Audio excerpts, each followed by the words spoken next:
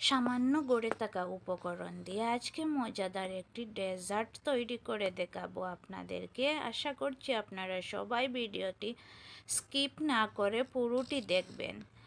তো কথা না বাড়িয়ে চলে যাব আমি ডেজার্ট রেসিপিটি।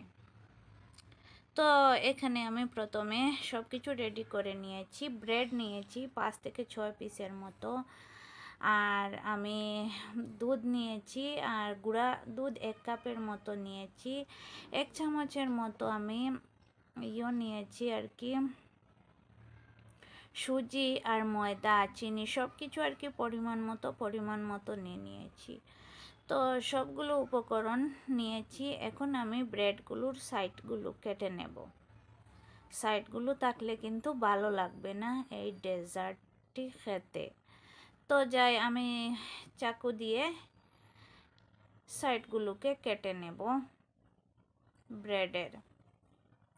তো সবগুলো ব্রেডের সাইড আমি কেটে নিয়েছি, আর চুলাতে দুধ বসিয়ে দিয়েছি। দুধ কিন্তু আমার আগে থেকেই জাল করা ছিল।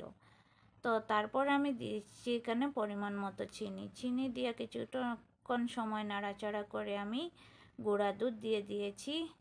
একটু একটু করে দেবো আর নাড়াচাড়া করব।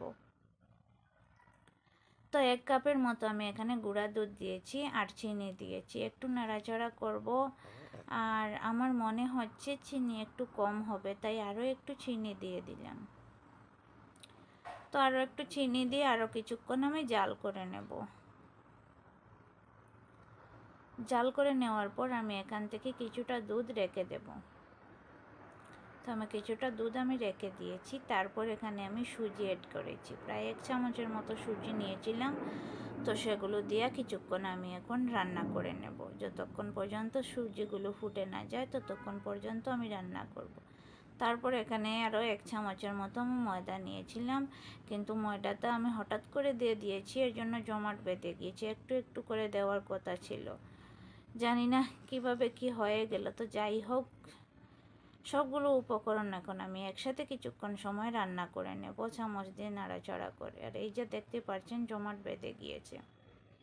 তারপরে এই তো আমি নামিয়ে নিলাম, আর এরকম একটি বক্স নিয়ে নেব। বক্সের মধ্যে দিয়ে দেব আমি কিছুটা দুধ। এই যে আমি রেখেছিলাম গরম করার সময় দুধ দিয়ে। তারপর এখানে আমি একটা একটা করে ব্রেডের পিস দিয়ে দেব। তো প্রথমে আমি 1 লাইন দিয়ে দিয়েছি, দিয়ে তারপর এই যে যেটা ক্রিম তৈরি করেছি, তো ক্রিম দিয়ে দিলাম। সুজি ময়দা দিয়ে আর গুঁড়া দুধ দিয়ে একটি ক্রিম তৈরি করেছিলাম, সেটা দিয়ে দিয়েছি। দিয়ে তারপর আরও 1 লাইন আমি দিয়ে দিলাম ব্রেড দিয়ে, আমি আরও কিছুটা ক্রিম দিয়ে দিলাম। আমি কিন্তু গরম অবস্থাতে দিয়েছি, আমার কিন্তু হাতে সময় কম ছিল এর জন্য। তারপর উপর থেকে আরও কিছুটা দুধ দিয়ে দেব, দিয়ে আমি ঢাকনা দিয়ে ডেকে আমি 1 ঘন্টা থেকে 1.5 ঘন্টার মতো ফ্রিজে রেখে দিয়েছি। তারপর ফ্রিজ থেকে বের করেছি। এতটাই লোভনীয় হয়েছে, এতটাই মজাদার একটি ডেজার্ট, আপনারা না খেলে হয়তো বুঝতে পারবেন না, এতটাই মজাদার ছিল। আর আমার ডেজার্ট রেসিপিটি আপনাদের কাছে কেমন লাগছে কমেন্ট করে সবাই জানাবেন।